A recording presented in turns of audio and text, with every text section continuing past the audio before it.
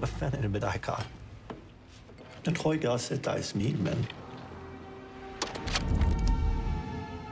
Min kone er skrevet.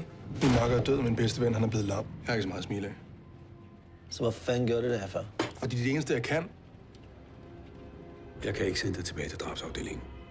Hvad? Der er ingen, der gider arbejde sammen med dig. Justitsministeriet har givet sådan lidt penge til at åbne en ny afdeling. Afdeling Q. Vil du have, at jeg skal sidde og gennemlæse gamle henlagte sager fra de sidste 20 år? Den her kan jeg godt huske. Det er 5 år siden. Den kan vi lukke med sammen. Hun begik selvmord. Ja. Tak for dit input.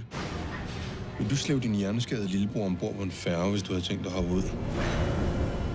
Gør det job, du er sat til at udføre. Skriv 2 siders rapport. Åbne en ny sag, læs den igennem og skriv 2 siders rapport. Uffe! Uffe, jeg prøver at finde ud af, hvad der skete med Merete. Jeg tror ikke, hun har været ud. Er det ikke ligegyldigt, hvem hun gik i seng med?